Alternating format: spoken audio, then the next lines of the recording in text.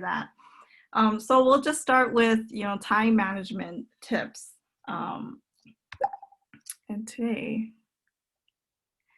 and so today this workshop will help you learn how to make a block schedule. You'll learn how to use your Outlook calendar to your advantage. We'll have a little demo of how to do that, how to use it, and how to access it.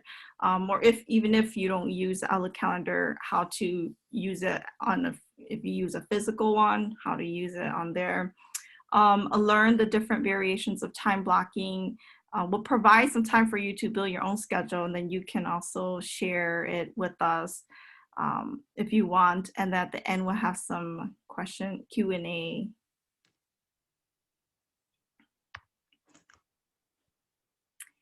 So what is time blocking, right? So the difference between time blocking. So time blocking is dividing the day into blocks of time, which each block dedicated to a certain item or task. And so basically, as you see, like 8 a.m. we're gonna wake up, we're gonna have email our messages, and you can color quote them so that way you know what you're doing, right? All my math assignments go into green, and I have math assignments from 9 a.m. to 11 a.m. right before class, right? Otherwise, you have time blocking too, which is, well, that is what it is. And you can actually take portions of your Outlook calendar and then time block your specific task need, or when you're supposed to be doing your homework, or when you go to class, or when you go to work. So that's basically what time blocking is in a nutshell. Mm-hmm. So, and I forgot to ask, I kind of want to hear from you guys, how do you guys time manage? And feel free to put it in the chat or unmute yourself. I don't think I could see the chat though. I just kind of put all of my assignments and readings that I have to do into a planner and check them off as I do them. That's a good idea, like a to-do list, right? Yeah. And then it's the satisfaction of just crossing that item out, and you're like, oh yeah, I'm almost done. Yeah, and it gives my brain a break so I can switch from reading, and then I can do my assignments too. That's a good idea, to even a weekly to-do list, right? All your assignments, you start from Sunday, work it on out. Yeah, that's kind of what it's like. Mm-hmm. Anyone else uses to-do lists or even time blocking?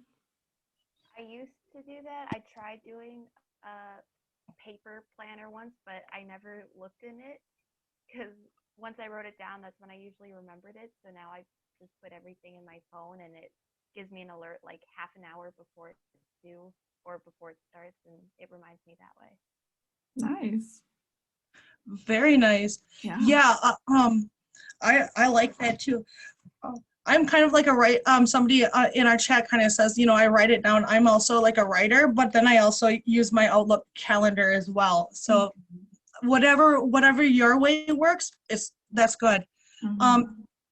We have a few in the chat that say they have a planner with time blocking, which is really good. That was Alexis. Yeah, Zach says the planner really helped him out, right? So that's also, it was helpful to me too. But I know what you mean about not wanting to write into it, and it's kind of easier just to have that access to technology and have them dings come in. Then yeah, a lot of people are doing the same. Haley, let me see. Okay, yep. Hey, I appreciate your honesty. I wing it on a daily. I appreciate your honesty. And it's good to be flexible with our schedules sometimes too, right? And then Casey, she says, I got one from Target, and each page is designed for one day, and it has the to-do list slots in the area for notes, and a gratitude area, and my goals, also a note area for the next week. I like that. Oh, great. Oh, so Alexis has the same as Cassie. Awesome. Thank you for all those ideas, are how you time manage. And Yeah, I was somebody who definitely had to learn it right throughout the years. I'm like, oh, this is when I first started, I was kind of mismanaging my time, but over time I was able to learn how to do it and build those skills. Yeah, awesome. Yeah, those are really great ways to manage your time, right? Oh, and so then we'll go over some time blocking variations, which I kind of heard some of you guys do already as well, but we'll put a definition to it. So these are some time blocking variations. We have time blocking itself, right, and that is really dividing the day into blocks of time, which with each block dedicated to that specific task or that activity that you are planning to complete, within that time frame. So like, for example, I'll write every day from 9 a.m. to 11 a.m., that you're blocking that just that time for just that specific activity. And then there's task batching, which is grouping together similar tasks and doing them all at once in order to avoid context switching. So, for example, you'll say, I'll answer my emails at 3 p.m., right? But at the same time, you might want to do some reading too. So you kind of have to flip back and forth, kind of batching those two together. Day theming, I think I heard someone said that they dedicate like a day to a subject, right? So if you have like 5 classes, 5 days of the week, right? Well, 7 days a week, but 5 work days or school days of the week, and kind of dividing each day and dedicating that to one specific area or focus or responsibility, right? So yeah, that was a perfect, I don't know who shared that, but that's what day theming is.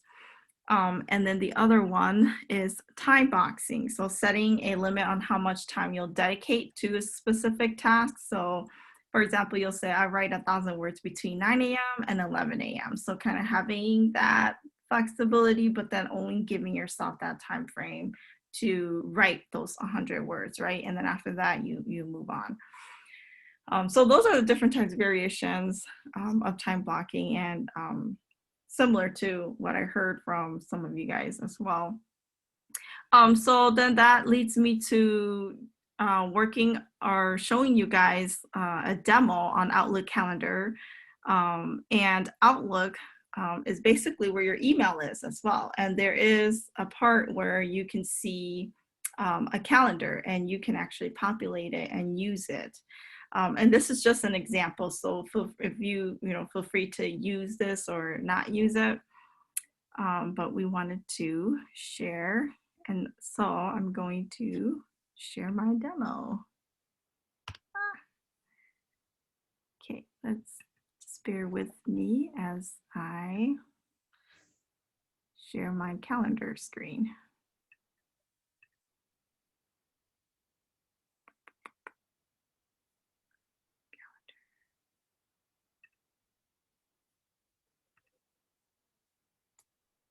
I was in present mode, that's why.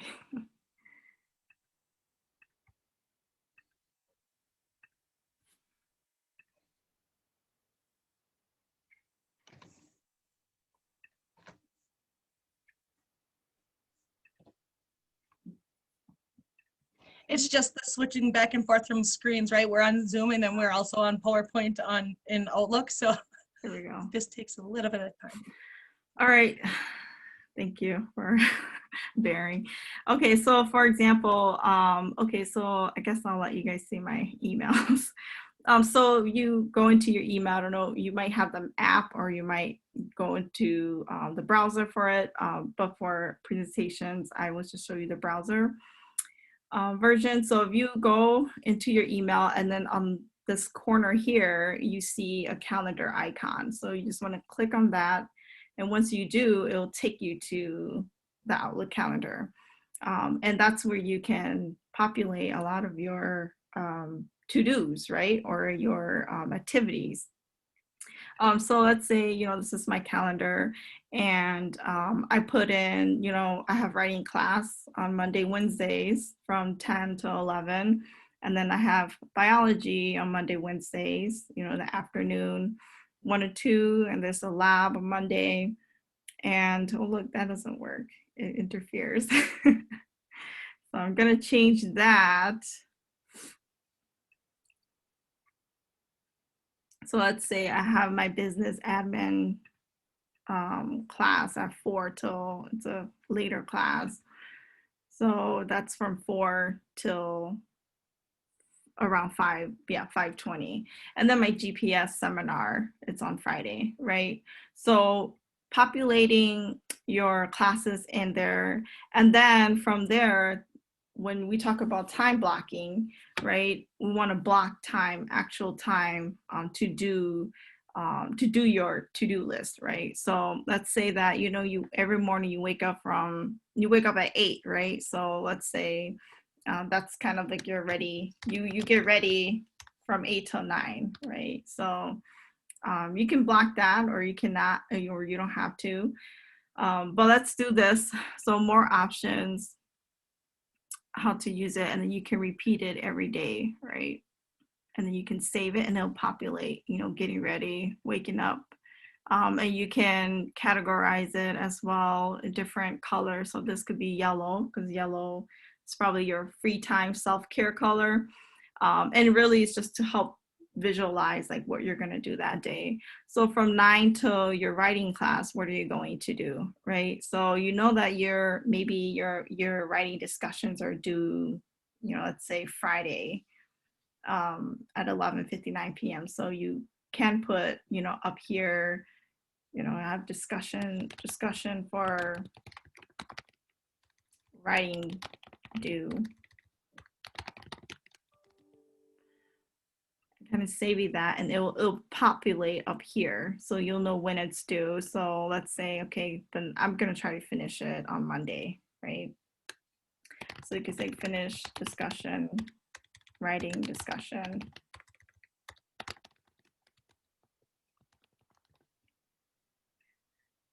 Right, and then it could be like, because this is every Friday, it could be like every Friday, maybe this is what you plan to do. So you can always go in and edit. I don't know what the screen keeps showing here. And then repeat it, right? Repeat it every week on Monday until, yeah, I guess until July or until May. Okay. And then save it. And then, yeah, you can categorize this. So writing, I think it was orange. I don't remember what color, but save. Yeah, so then that now every Monday it reminds you, your Outlook will remind you to finish your discussion post, and you have that whole hour to do so, right? And then maybe you'll want to have lunch, right? Noon, 12, 1 p.m. every day. So you can block that time in, and then also populate that to every week, for every day actually. Eat lunch every day, right? So save, and so now you have lunch, and you can also, let's say, categorize it yellow. Because Yeah. yellows are your break periods, right? Yeah, yellows aren't bright here. So really just like, you know, making sure that you take maybe 30 minutes out of the day and to look at your schedule and block time, right? Start blocking time to do some readings or to finish your assignments. You know, you can reading here for your GPS, you know, online. So that's block scheduling. It's a little bit more rigid, where it helps you keep you on track and thinking like, okay, so what am I going to do next hour, or what am I going to do, you know, now. The other example variation that we talked about was time batching, right? So for example, for this schedule, we could see that, you know, I'm taking chemistry, psychology, a policy class, and a GPS course, and I'm gonna book some time from 9 to 12 to check my emails, but at the same time, I'm gonna do some chemistry work, right? I'm gonna maybe extend that, you know, and then maybe do some reading or whatnot, and then maybe lunchtime again, you know. So that's what time batching is. So you kind of schedule that together, but knowing that you're also doing something else. And you can also show as like you're free or working elsewhere, you're tentative or you're away. Yeah. And then I think the other variation that we wanted to share was the group batching. So I think like someone said, again, dedicating a day to one of your classes, right? So let's say, these are my class that I'm taking this semester, and I want to dedicate my Mondays to my business admin class and Tuesdays to my writing. Wednesday could be my philosophy class, Thursday my psychology, and Friday I can focus on my GPS seminar. And then you can even plan out your weekends too, depending on how you do during the weekdays. So yeah, just really blocking that time. You can do that. Yeah, so those are kind of the 3 different ways that you can time block. I know that, sometimes I use my Outlook calendar. I use it for work. But then when it comes to school, I use my physical planner. So if you're a kind of tech savvy person, if you like things to kind of be in one place where you can check your email and then check your calendar, Outlook, it's a good tool for you to use. Is there anything else that I'm missing? And then I guess and if you and then kind of a few different ones, like in your lunch period, instead of maybe watching TV, that could be also time that you could include reading, because it's easy to read and eat lunch, or if it is for you, if it works out for you. I'm not sure if that's something that you're interested in, but it's just a little helpful tip, because that's kind of getting one task out of the way at the same time, eating lunch or something like that. So just some ideas. Yeah, definitely. Does anyone have any questions on these, how time blocking works and the different ways to do it?